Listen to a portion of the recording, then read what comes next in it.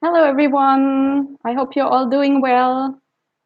Welcome to the second session of our Sutta study course, the transition years. In this course, we are exploring the last few years of the Buddha's life and the preparation for the preservation of his dhamma after his passing. And we're also going to explore how the early sangha lived after the Buddha's passing, how they managed without their founder, and what kind of struggles they went through, and the kind of issues that they discussed. And we'll see that it's kind of very similar to the kind of issues that we're still discussing nowadays. So today we are reading the Mahāparinibbāna Sutta, or maybe I should say we are reading a part of the Mahāparinibbāna Sutta, because the sutta is very long. So I think we'll probably do that over the course of 3 weeks. And even so, we still have to cut out maybe about half of the sutta because it's just way, way too long.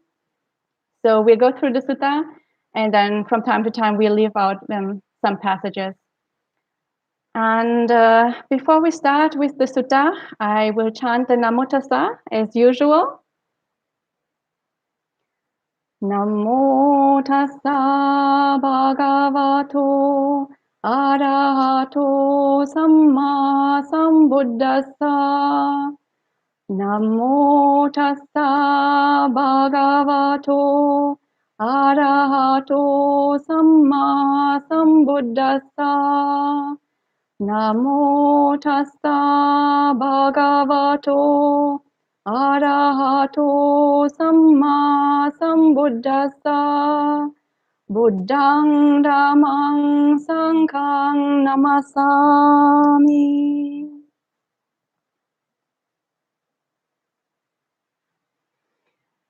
So I see a few people have joined us already. Hello, Geeta. Nice to see you too. Hello, Christopher. Hello, Jens. Hello, Kumu, and welcome, Buddha Ruchi. Nice to see all of you. We will start right away with the sutta. Today is Digha Nikaya 16, and I am reading from Bhante Sujata's translation.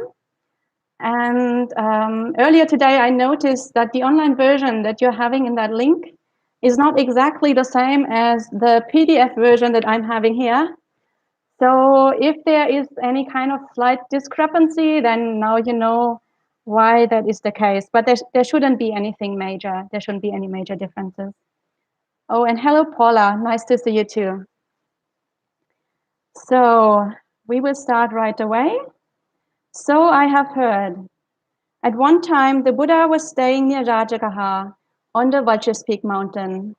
Now at that time, King Ajatasattu Videhiputta of Magadha wanted to invade the Vajis. He declared, I shall wipe out these Vajis, so mighty and powerful. I shall destroy them and lay ruin and devastation upon them. So this first passage sets the scene of what is going to happen later. So we see there is King Ajatasattu. He is a very violent, very hostile king. He is the son of King Bimbisara. And we know King Bimbisara was very close to the Dhamma. He was a stream enterer. He was one of the most faithful supporters of the Buddha. But his son, King Ajatasattu, replaced him, actually killed his father, and didn't just kill him quickly. He actually starved him to death over the course of many months. So he was a very cruel person. And he didn't have that heart-to-heart connection to the Dhamma that his father had. And that's something we will see throughout this discourse. And actually, that is a defining feature of the last years of the Buddha and also of the period of the early Sangha after the Buddha's passing. So during the Buddha's time, there were a lot of kings and rulers who were very favorably disposed towards the Dhamma, big supporters of the Buddha and the Sangha. For example, also King Pasenadi of Kosala. And in the last year of the Buddha's life, also King Pasenadi of Kosala was removed violently, and he died. And another king took over who had less of a connection to the Dhamma. And we know that this period after the Buddha's passing was a period of a lot of warfare, which we already see here. King Ajatasattu is preparing for war against the Vajis. And we know that in the years and decades after the Buddha's passing, the larger kingdoms took over the smaller kingdoms and republics in the central Ganges plain, so the area where the Buddha was living and teaching. And in the Buddha's time, we had a lot of small kingdoms, small republics there, called the 16 Mahajanapada, or the 16 great countries. But by modern standards, obviously, they're not that great. They're pretty small. But all these countries were taken over by the bigger kingdoms, and eventually only the Magadhan Empire remained and took over that entire area. And so this period after the Buddha's passing was a period of a lot of political instability, also social unrest and a lot of warfare. And it was a very difficult time for the wandering sangha, because if you are a homeless, a wanderer, then of course you rely on people to support you, strangers especially also to support you, and to be open-minded and friendly to strangers and to give them places to stay and to feed them. But of course, if there's a lot of war going on, then people are going to be very suspicious and very hostile and don't want to mingle with strangers. So that the environment became much, much more difficult for the Sangha after the Buddha's passing. And that is one reason also why we see the tendency away from a wandering Sangha towards more settled, more established communities with much larger monasteries, much larger structures. And yeah, one of the reasons for that is the political situation at that time. So we continue with the text. And then King Ajatasattu addressed Vastakara, the Brahmin minister of Magadha. Please, Brahmin, go to the Buddha and in my name bow with your head to his feet. Ask him if he's healthy and well, nimble, strong, and living comfortably. And then say, Sir, King Ajatasattu Videhiputta of Magadha wants to invade the Vajis. He says, I shall wipe out these Vajis, so mighty and powerful. I shall destroy them and lay ruin and devastation upon them. Remember well how the Buddha answers and tell it to me, for realized ones say nothing that is not so. So again, we see that King Ajatasattu doesn't really have a heart-to-heart connection to the Dhamma, and he thinks it's appropriate to go to the Buddha and ask him for advice about warfare. So this passage is there really to show again the character of this king. And the text continues. Yes, sir, Vastakara replied. He has the finest carriage's harness. Then he mounted a fine carriage and, along with other fine carriages, set out from Rajagaha for the Vajrapeak mountain. He went by carriage as far as the terrain allowed, then descended and approached the Buddha on foot and exchanged greetings with him. When the greetings and polite conversation were over, he sat down to one side and said to the Buddha, Master Gautama, King Ajatasattu Videhiputta of Magadha bows with his head to your feet. He asks if you are healthy and well, nimble, strong, and living comfortably. Master Gautama, King Ajatasattu wants to invade the Vajis. He has declared, I shall wipe out these Vajis, so mighty and powerful. I shall destroy them and lay ruin and devastation upon them. Now, at that time, Venerable Ananda was standing behind the Buddha, fanning him. Then the Buddha said to him, Ananda, have you heard that the Vajis meet frequently and have many meetings? I've heard that, sir. As long as the Vajis meet frequently and have many meetings, they can expect growth, not decline. Ananda, have you heard that the Vajis meet in harmony, live in harmony, and carry out their business in harmony? I've heard that, sir. As long as the Vajis meet in harmony, live in harmony, and carry on their business in harmony, they can expect growth, not decline. Ananda, have you heard that the Vajis don't make new decrees or abolish existing decrees, but proceed having undertaken the traditional Vajjan principles as they have been decreed? I've heard that, sir. As long as the Vajis don't make new decrees or abolish existing decrees, but proceed having undertaken the traditional Vajjan principles as they have been decreed, they can expect growth, not decline. Ananda, have you heard that the Vajis honor, respect, esteem, and venerate Vajjan elders and think them worth listening to? I've heard that, sir. As long as the Vajis honor, respect, esteem, and venerate Vajjan elders and think them worth listening to, they can expect growth, not decline. Ananda, have you heard that the Vajis don't rape or abduct women and girls from their families and force them to live with them? I've heard that, sir. As long as the Vajis don't rape or abduct women or girls from their families and force them to live with them, they can expect growth, not decline. Ananda, have you heard that the Vajis honor, respect, esteem, and venerate the Vajjan shrines, whether inner or outer, not neglecting the proper spirit offerings that were given and made in the past? I've heard that, sir.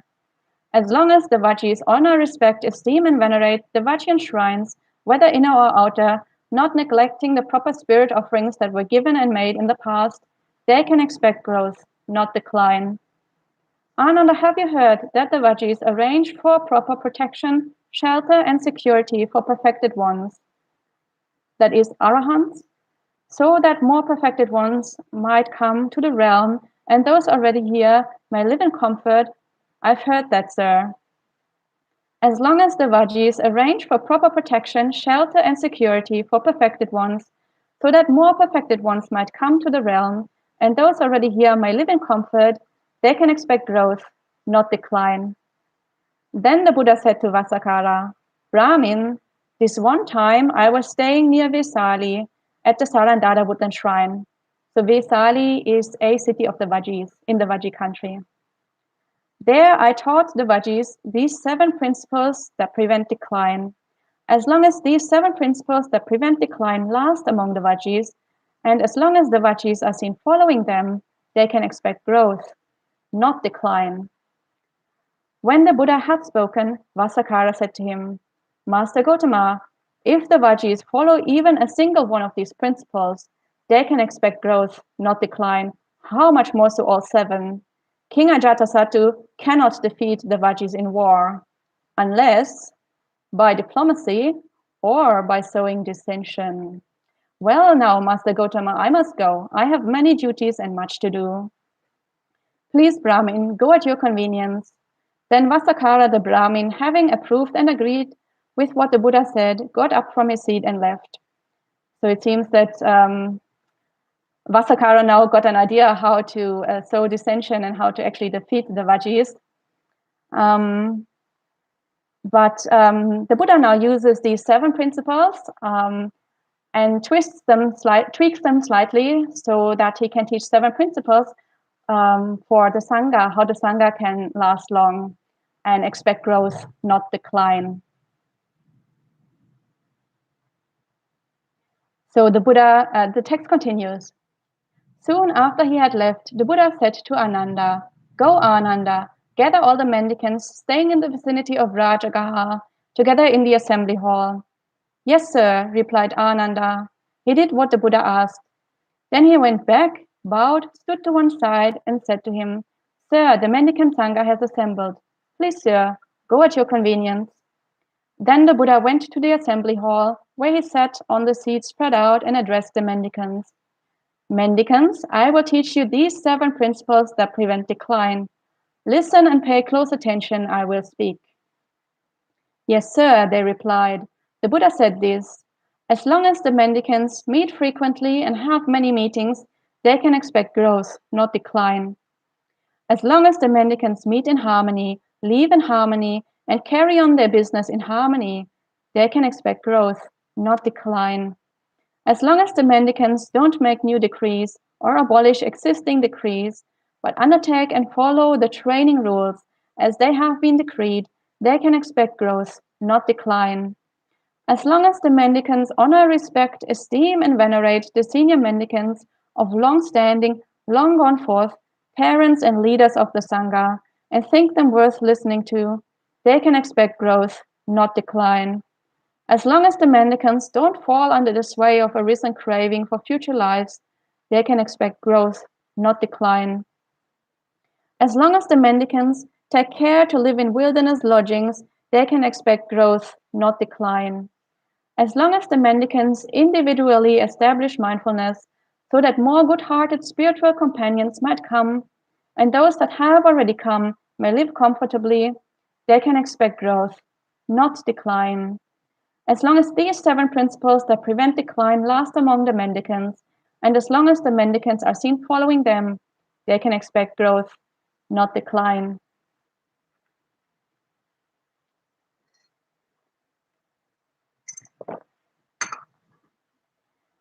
So here the Buddha tweaks those 7 principles of the Vajis to ensure the growth of his sangha. And the first principle that he teaches is to meet frequently and to have many meetings. And I think for modern people that sounds absolutely horrible because we have too many meetings already and they are all way too long and way too boring.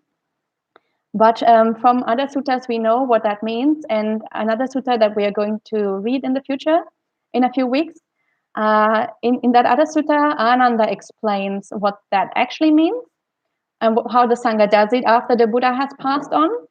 So it means that they meet on the Uposatha days, so on the moon days, on the full moon, and on the dark moon days, which is every 14 to 15 days.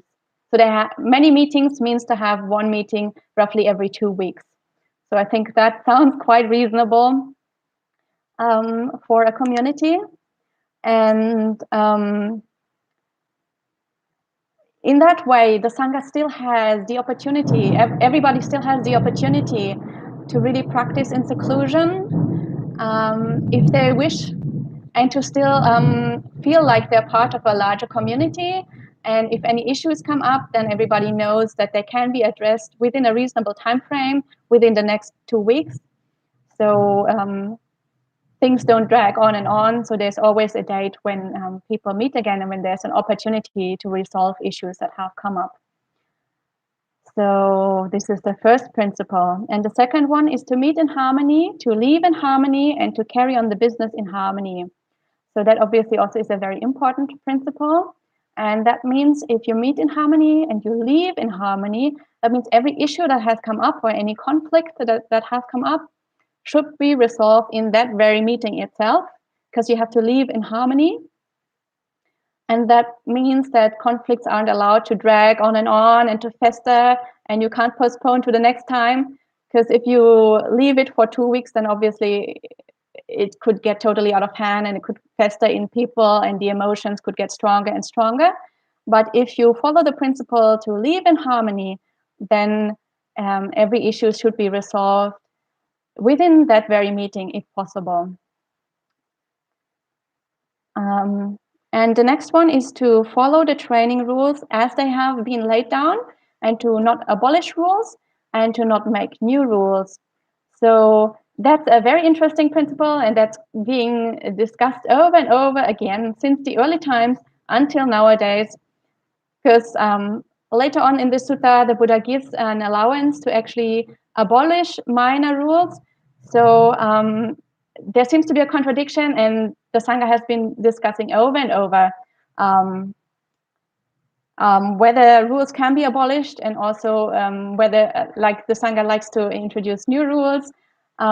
So we see in the Vinaya that things have happened, and but the Buddha here says very clearly that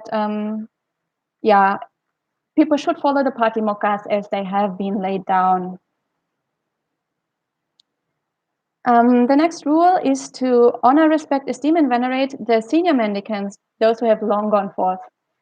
So last time in the sutta that we read, we saw 7 principles for resolving conflict in the Sangha. And The first and the most important principle was the Samukha principle, which means that all issues have to be resolved in the presence of every single member of the community. So nothing can happen behind people's backs. And every single member of the community has to agree to a solution. So everybody effectively has a veto right, and the Sangha decisions should be made unanimously. And that, of course, means that the very junior ones, the ones that have just joined, could potentially block all decision making in the Sangha if they don't agree. And so that principle we saw last time of everybody having a vote needs to be counterbalanced with the principle that we see here, that we give a special attention to the opinions of the senior leaders of a community. So if a junior mendicant finds themselves always in opposition to all the senior monks and nuns, then it would be a good thing for them to actually examine their own positions and to question if they are actually in line with the Dhamma. So these two principles also balance each other out. And the next one is, as long as the mendicants don't fall under the sway of a risen craving for future lives, they can expect growth. So obviously, if you have a desire for future lives, you don't have a desire to actually attain Nibbana, because you want to be reborn over and over. So if people don't practice properly, of course, the path will be lost. The ways of practice will be lost. And the Dhamma becomes a mere theoretical construct. And that will greatly obstruct the possibility for future generations to practice if they don't have any role models. And the last one, the second last one, is to live in wilderness lodgings. And that again has to be seen in the context where the Buddha sees what is going on politically, and he sees the tendency towards established, settled big communities. And here he tries to, again, counterbalance that development by instructing people to not neglect living alone in seclusion in the wilderness. And the last principle is that mendicants individually establish mindfulness to make sure that conditions are good for other practitioners to live there. And this again places responsibility for the practice and for the preservation of the Dhamma on every individual single member of communities. So every single person counts, and you cannot be lazy and rely on the others, because one single unmindful person can destroy conditions for everybody else if they're very noisy or if they constantly do things contrary to the Dhamma. So every single person really needs to make an effort and really needs to practice for themselves. So these are the 7 principles that the Buddha lays down for the growth and preservation of his Dhamma. And then he continues, I will teach you 7 more principles that prevent decline. As long as the mendicants don't relish work, loving it and liking to relish it, they can expect growth, not decline. As long as they don't enjoy talk, sleep, company, they don't have wicked desires, falling under the sway of wicked desires. As long as they don't have bad friends, companions, and associates. And as long as they don't stop halfway after achieving some insignificant distinction, they can expect growth, not decline. So the first one here is not to relish in work. And of course, with the establishment of large communities and large building structures, the amount of work that the Sangha has to do becomes much, much bigger. Of course, if you live in a cave in the wilderness, there's not much maintenance work to do. There's not much cleaning to do. There's generally not much to do at all, except to practice the path. But once you have huge structures, of course, you'll be very busy. And lay people will come and worship all the various stupas and want to chat with you, and it becomes a tourist destination. So again, to counteract that tendency for large structures, the Buddha says don't relish in that kind of work. And that's something we also see nowadays in many communities, that monastics are actually very, very busy.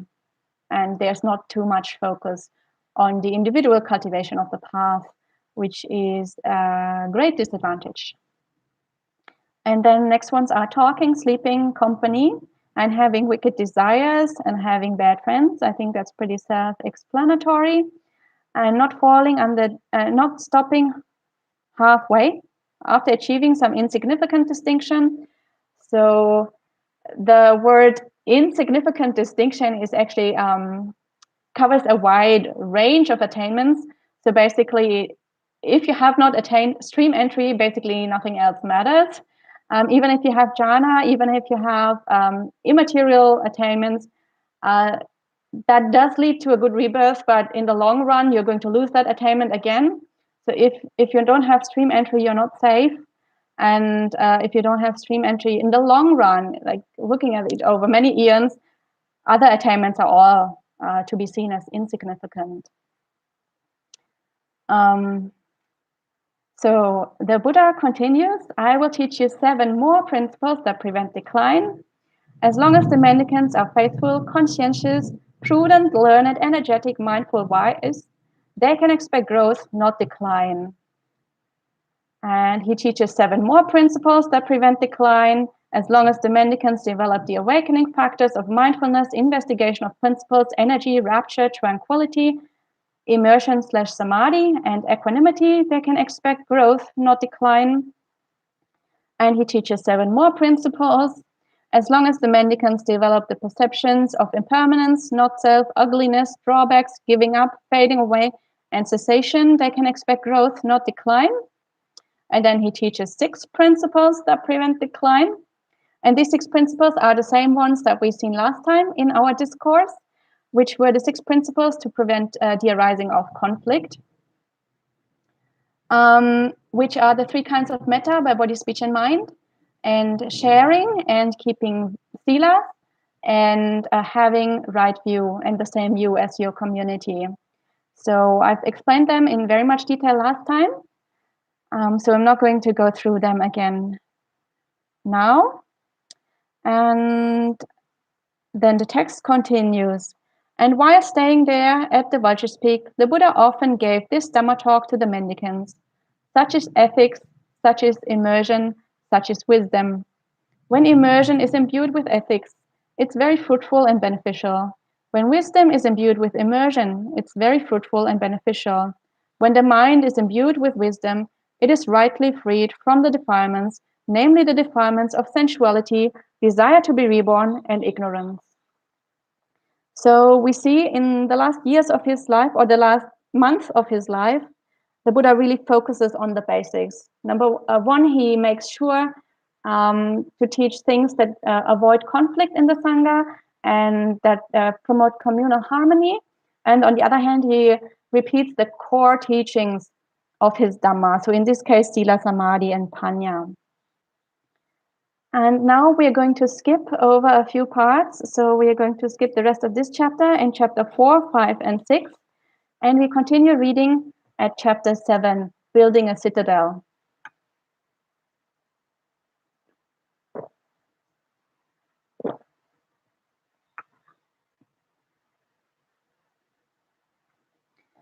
So now at that time, the Magadhan ministers Sunita and Vasakara were building a citadel at Pataligama to keep the Vajis out.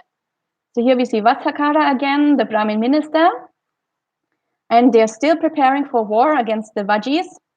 And there is a small village called Pataligama. I think in your online translation, it says Patali village. So Gama means village. And Patali actually is the name of a flower. I think the trumpet flower. So this village becomes very important in later times. Pataligama turns into a big city called Pataliputta. And in modern day, it's still there in India. It's called Patna. And so we are seeing the beginnings of the extension of that village and the beginnings of the big city. And this city will become the capital of the large Magadhan Empire that I've mentioned in the beginning. So this will become a very, very important city. And here now there is a small description about what's happening And I'll just continue reading. At that time, thousands of deities were taking possession of building sites in Pataligama. Illustrious rulers or royal ministers inclined to build houses at sites possessed by illustrious deities. Middling rulers or royal ministers inclined to build houses at sites possessed by middling deities. Lesser rulers or royal ministers inclined to build houses at sites possessed by lesser deities. With clairvoyance that is purified and superhuman, the Buddha saw those deities taking possession of building sites in Pataligama. The Buddha rose at the crack of dawn and addressed Ananda. Ananda, who is building a citadel at Pataligama? Sir, the Magadhan ministers Sunida and Vasakara are building a citadel to keep the Vajis out. It's as if they were building the citadel in consultation with the gods of the 33. With clairvoyance that is purified and superhuman, I saw those deities taking possession of building sites. So he repeats again where all those rulers settled down, and then he says, as far as the civilized region extends, as far as the trading zone extends, this will be the chief city, the Pataliputta Trade Center. But Pataliputta will face 3 threats from fire, flood, and dissension. So, as we've seen in the beginning, the new rulers that have taken over at this time don't have a close connection with the Dhamma. So, things become much more difficult for the sangha. They don't have the same royal patronage anymore. They don't have the same kind of royal support anymore. It's helpful for them to have a text like this, an origin myth of Pataliputta, where the Buddha endorses what's happening there and where the Buddha predicts the future greatness and glory of the city by saying, as far as the civilized region extends, this will be the chief city, the trade center. So that's obviously very helpful to buffer the ego of the rulers that will have this city as the capital in the future. And that also fosters a special relationship between the Buddhist Sangha and those rulers, because the Buddhist leader has endorsed this city and has praised this city just before his passing away. So these kind of texts are very helpful for the early Sangha to establish a relationship with rulers that don't have a close connection with the Dhamma. And of course, also the Buddha saying that they're all living among the deities because all the devas have settled down in the same place is, of course, something that will greatly lift up the spirit of the rulers in that place. And we're not going to read through the rest of this chapter, but basically the 2 Brahmin ministers invite the Buddha for a meal. The Buddha goes there, he gives a teaching, and then he leaves the village, and the Brahmin ministers follow him because they want to name the gate by which he leaves the village after him. So the gate is named the Gautama Gate. So again, there is a close connection between the Buddha or the Buddhist Sangha and that future capital, which ensures a positive attitude towards the Buddhist Sangha by the future rulers. And then also the Buddha has to cross the river Ganges together with his Sangha now, and they want to name the ford by which he wades through the river after him as the Gautama Ford. But at that time, the Ganges is flooding and people cannot actually wade through. So the Buddha is said to have performed a miracle, and he teleports himself and the entire Sangha to the other side of the river.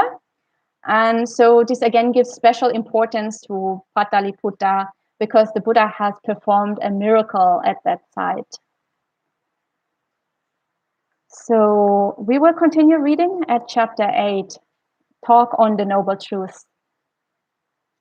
Then the Buddha said to Venerable Ananda, "Come, Ananda, let's go to Gotigama." "Yes, sir," Ananda replied. Then the Buddha, together with a large sangha of mendicants, arrived at Kotigama and stayed there. There he addressed the mendicants. "Mendicants, not understanding and not penetrating 4 noble truths, both you and I have wandered and transmigrated for such a very long time. What for? The noble truths of suffering, the origin of suffering, the cessation of suffering, and the practice that leads to the cessation of suffering. These noble truths of suffering, origin, cessation, and the path have been understood and comprehended. Craving for continued existence has been cut off. The attachment to continued existence is ended. Now there are no more future lives. This is what the Buddha said. Then the Holy One, the teacher, went on to say, because of not truly seeing the Four Noble Truths, we have transmigrated for a long time from one rebirth to the next. But now that these truths have been seen, the attachment to rebirth is eradicated. The root of suffering is cut off. Now there are no more future lives. And while staying at Kotigama too, the Buddha often gave this Dhamma talk to the mendicants. Such is ethics, such is immersion, such is wisdom. When immersion is imbued with ethics, it's very fruitful and beneficial. When wisdom is imbued with immersion, it's very fruitful and beneficial. When the mind is imbued with wisdom, it is rightly freed from the defilements, namely the defilements of sensuality, desire to be reborn, and ignorance. So again, we see the Buddha in his last months teaching the very basics of the path, the fundamental teachings, in this case here now, the Four Noble Truths, and Sila, Samadhi, Panya again. And we're skipping chapter 9 and half of chapter 10, and we'll continue in the middle of chapter 10. When the Buddha had stayed in Nadika as long as he wished, he addressed Venerable Ananda. Come, Ananda, let's go to Vesali. Yes, sir, Ananda replied. Then the Buddha, together with a large sangha of mendicants, arrived at Vesali, where he stayed in Ambapali's mango grove. There the Buddha addressed the mendicants. Mendicants, a mendicant should live mindful and aware. This is my instruction to you. And how is the mendicant mindful? It's when a mendicant meditates by observing an aspect of the body, keen, aware, and mindful, rid of desire and aversion for the world. They meditate observing an aspect of feelings, an aspect of mind, an aspect of principles, keen, aware, and mindful, rid of desire and aversion for the world. That's how a mendicant is mindful. And how is a mendicant aware? It's when a mendicant acts with situational awareness, when going out and coming back, when looking ahead and aside, when bending and extending the limbs, when bearing the outer robe, bowl, and robes, when eating, drinking, chewing, and tasting, when urinating and defecating, when walking, standing, sitting, sleeping, waking, speaking, and keeping silent. That's how a mendicant is aware. A mendicant should live mindful and aware. This is my instruction to you. So again, a very basic foundational teaching. In this case, being mindful, especially here, the four foundations of mindfulness, the body, the feelings, the mind, and the principles. And then he teaches what we nowadays call mindfulness in daily life practices. Here it's called situational awareness or sampajana in Pali. So just being mindful in every activity that you do, whether you speak or you eat or you dress or you walk around or move your body, or even when lying down to sleep, just to be mindful, or in this case, to have situational awareness at all times.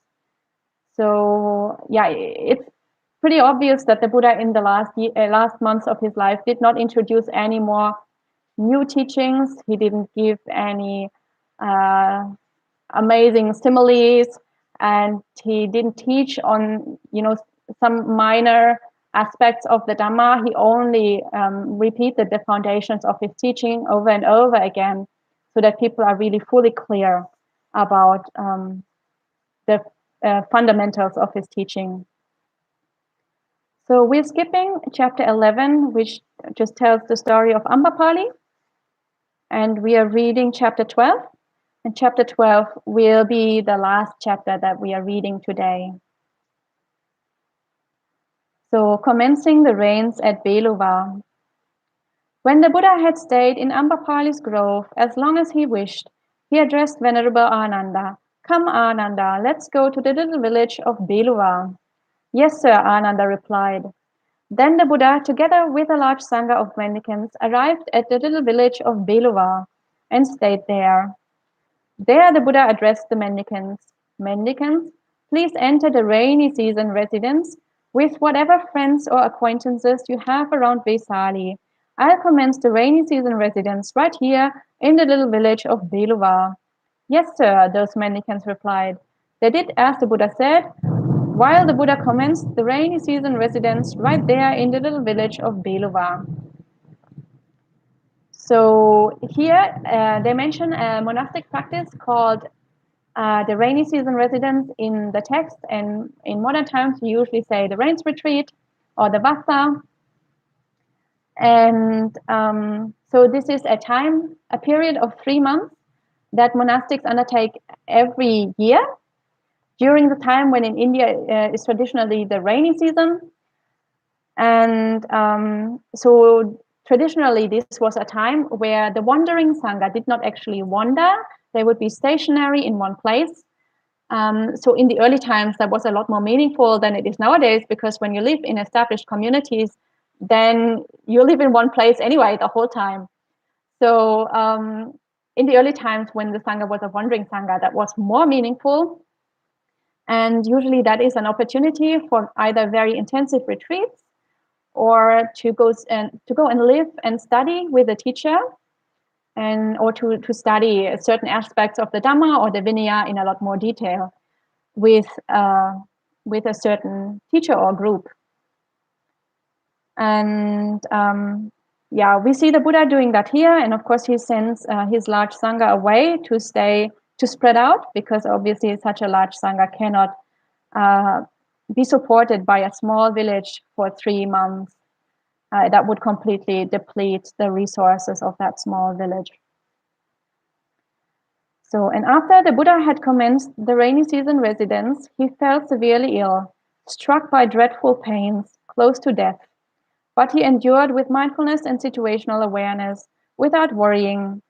Then it occurred to the Buddha, it would not be appropriate for me to become fully extinguished before informing my attendants and taking leave of the mendicant sangha. Why don't I forcefully suppress this illness, stabilize the life force, and live on? So that is what he did. Then the Buddha's illness died down. So we see the Buddha got ill, and we see even an arahant, a fully enlightened Buddha, can get ill, and his body can become very painful. But as the text describes, the mind wouldn't be affected by that. And the Buddha then reflected that this isn't the right time for him to attain parinibbana, because he should take leave from the sangha before passing away. And so then he recovers from the illness. And soon after the Buddha had recovered from that sickness, he came out from his dwelling and sat in the shade of the porch on the seat spread out. Then Venerable Ananda went up to the Buddha, bowed, sat down to one side, and said to him, "Sir, it's fantastic that the Buddha is comfortable and well, because when the Buddha was sick, my body felt like it was drugged. I was disorientated and the teachings weren't clear to me. Still, at last I was consoled by the thought that the Buddha won't become fully extinguished without making some statement regarding the Sangha of mendicants." So Ananda rejoices that the Buddha recovered, but at the same time he also says that when the Buddha was sick and when it seemed like the Buddha was going to pass away, his body felt like it was drugged and he was disorientated. He completely lost mindfulness. He couldn't remember the teachings. So yeah, he was in a bad state. He didn't really, he basically lost his practice at that point and couldn't remember the teachings. But then he consoled himself because he thought that the Buddha would, what he calls, makes a statement regarding the Sangha. So that is a phrase that means that he expects the Buddha to appoint a successor, to appoint a future leader of the Sangha who takes over from the Buddha. But the Buddha doesn't think like this at all, and the Buddha says to him, "But what could the mendicant Sangha expect from me, Ananda?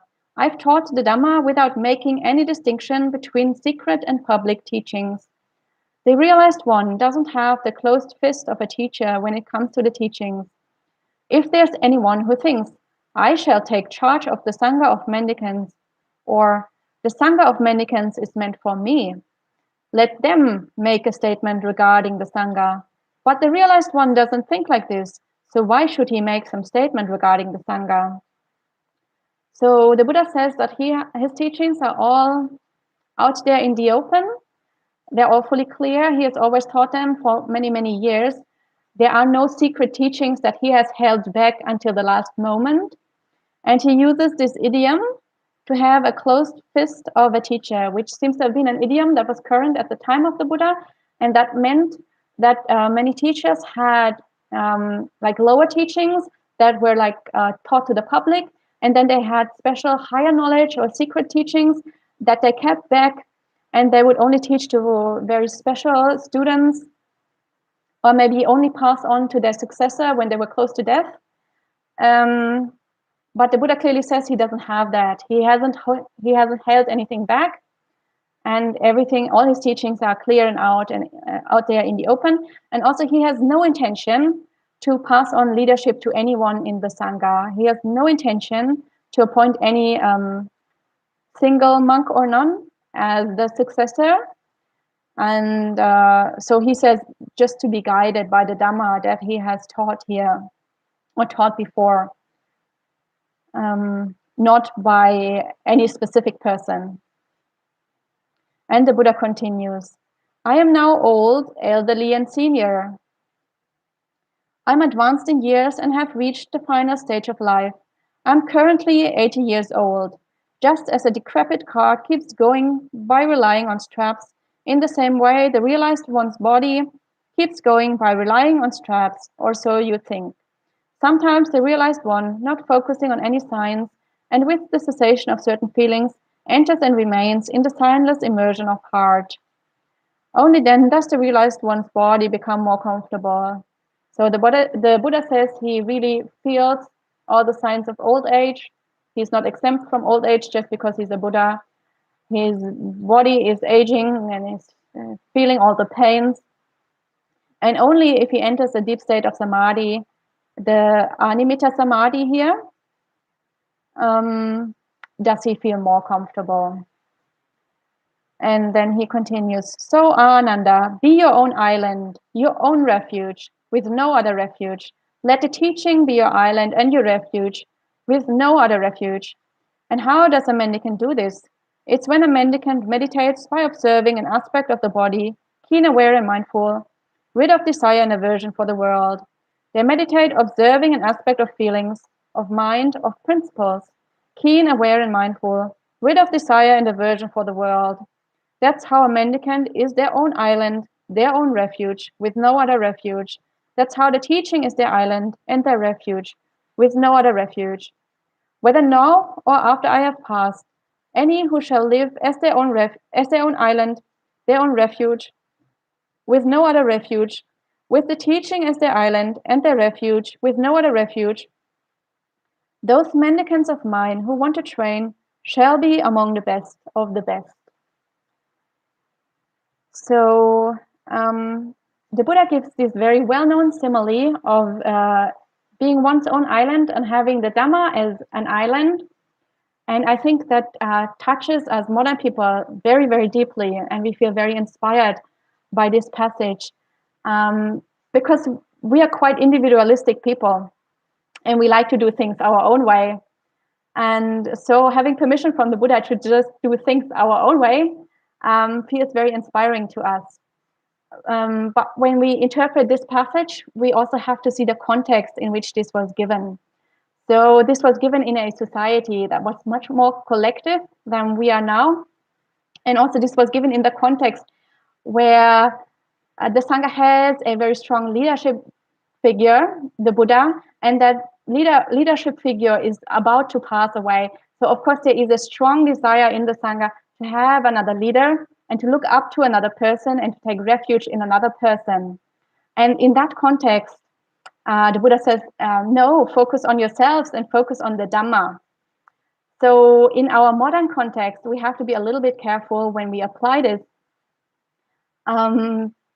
because Of course, when we come to the Dhamma and we are fairly new and we are not yet stream enterers, then we bring all our delusions and we bring all our wrong view and all our defilements. And it's very easy for us to go in the wrong direction if we just follow our own ideas, because the delusions and the wrong view will guide us in the wrong direction. So unless we are stream enterers and we have a right view established, again, this is a principle that needs to be counterbalanced with another principle. So we shouldn't take this teaching as an absolute. We should also consult other practitioners, especially we should consult advanced teachers and the suttas, and be fairly open-minded, and always check if we're actually going in the right direction, and if our own opinions actually align with the Dhamma. And so taking refuge in the Dhamma means also talking to teachers, studying the suttas, talking to other practitioners, and not just only following our own ideas. So being very clear that taking refuge in ourselves and taking refuge in the Dhamma could be two separate things if we are guided by defilements. So giving priority to taking refuge in the Dhamma over taking refuge in our own opinions. So I think this is a very beautiful place to stop for today. And we will continue reading the sutta next time. And now, if you have any questions or comments, please feel free to type them in the live chat. And I see a few people have already typed things there. So I see a few more people have also joined. Hello, Bante Kaliko, nice to see you. Thanks for joining. Hello, Roy. Hello, Melissa. Hello, Alicia. Nice to see you all. And Bante Akaliko says, great historical introduction, Aya. I'm glad you liked it. And Gita says, Aya, why do you think Buddha addresses Ananda instead of the king's messenger? I was just wondering the reason. So I think that refers to the first passage we read when the Buddha went through the 7 principles that prevent decline that he taught to the Vajis. So I think that is because the Buddha, the Brahmin Vasakara is not a Vajjian. He's from Magadha, and the Buddha assumes that Ananda probably would know better how the Vajjis practice. So the Buddha always asks Ananda, have you heard that the Vajjis practice in such and such a way? And maybe the Buddha assumes that Ananda knows better about those things. And obviously Ananda also was present when the Buddha taught these 7 principles to the Vajjis. So Ananda would understand the context of the question much better, because he knows that this refers back to an older teaching that the Buddha gave to the Vajjis before. So I guess that is the reason why the Buddha talks to Ananda instead of Vasakara. And Melissa says, really wonderful and beautiful. Thy mixture, which is not shaken, decomposes, prevent decline, promote growth. And Melissa also says, living in the wilderness releases responsibility to structure and allow to be as much as possible. Structure a million vibrating flowers, suns, and hearts. So I think your comment means that if you are living in the wilderness, then you don't have to conform to structures that are set up by a community, and you're more able to practice in a way that is suitable for you personally or for your personal character, maybe. And that's definitely something that is the case. So usually in a monastic setting, people who are newly ordained stay with a teacher for at least 5 years. And when after 5 years, both they and the teacher feel that they have learned enough and that their practice is stable enough, then they are free to go off and do their own practice. But usually it's recommended that for the first few years of a monastic life that people stay with the teacher and actually follow the structures, so that the grossest level of defilements that could lead them astray are already attenuated by following a monastic routine and a monastic lifestyle. And most people actually find that very beneficial. There are a few people for whom that is not beneficial at all. So of course, people are different. And but generally for most people, it's beneficial to follow a structure in the beginning. And then when they're fairly established in monastic life and when their practice has advanced a little bit, then only then to go off into the wilderness and practice on their own. So Kumu asks, did Buddha use his powers to solve issues or help people only in a few carefully selected instances? Are there more examples in the suttas?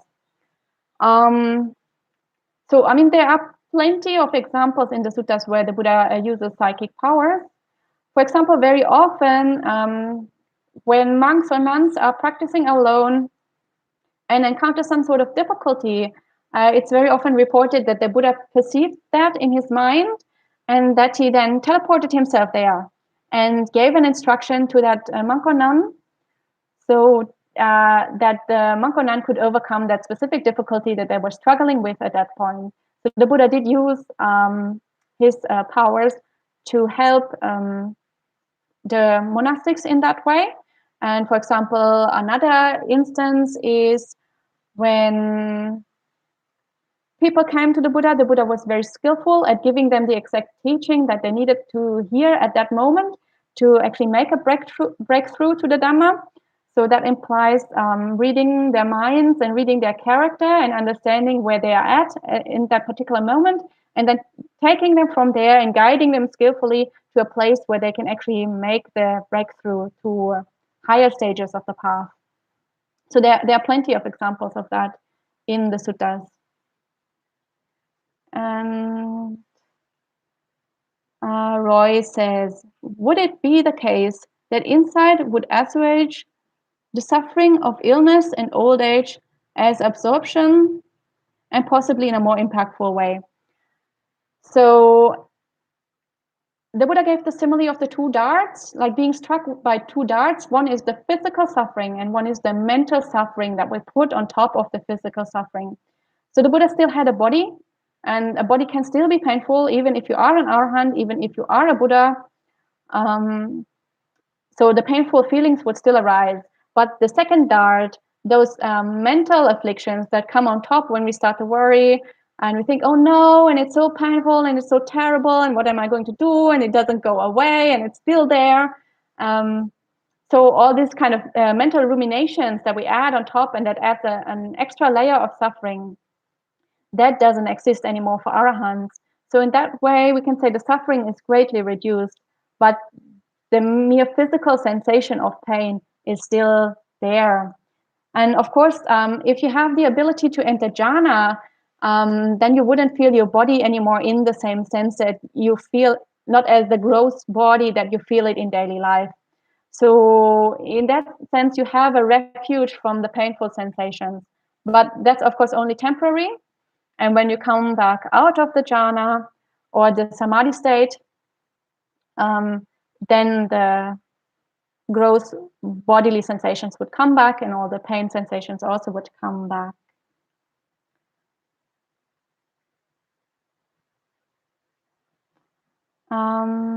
Upasika Tara is here also. Very nice to see you, Tara. And hello, Naval. Naval says, why do all the Buddhas have similar events in their life? So I think that's a little bit off topic. I'm just going to give you a brief answer, but if you need an extended answer, it's a good idea to ask these kind of questions in the monk chat that the Buddhist Insight people are holding on most Friday evenings. So yeah, why do all the Buddhas have similar events in their lives? Generally, most of the stories that refer to the Buddhas having similar lives are fairly mythological stories. So they present an archetypal image of a Buddha, And that's why every single Buddha sort of follows the same pattern. And those stories are, those mythical stories are usually considered a little bit late. They are considered not to be from the very earliest times of the development of Buddhist texts. So whether that was what the Buddha actually taught or something that developed later as a mythology of Buddhas is something that is a little bit debatable. On the other hand, Buddhas are very special beings, so it is to be expected that some kind of special things might happen in their lives. So yeah, different people have different opinions on this matter.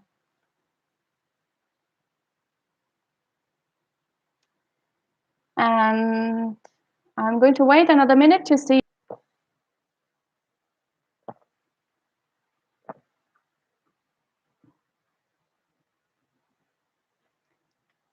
Okay, so I think we can finish for today. Oh, another question came. Upasika Tara asks, Deepa is considered to have two meanings in dictionaries, island or lamp. Why is island the selected meaning here? I'm not totally sure. I know it is true. There are two meanings. And I'm not totally sure why it is island. Of course, lamp also does make sense. I think in the context, people feel that islands are more isolated. So being your own island means you're like more separated from other people. Whereas if you are a lamp, you radiate out, and of course that the light might then include, or the circle of light might include other beings. So the metaphor isn't quite as strong as if you were to use the word island. That's one explanation, but yeah, I'm not 100% sure why island is preferred here. And Saki is asking, can a layperson go through all the jhanas? Yes, of course, a layperson can theoretically go through all the jhanas. However, you need very supportive conditions to actually develop deep samadhi. And if you are an ordinary layperson who leads a very busy life with a lot of distractions, and if you don't keep at least the 8 precepts, so you reduce your exposure to music, to entertainments, to a lot of things going on in your life, and if you are very active and very socially involved, then usually you cannot expect to get any kind of jhana. You can't even get close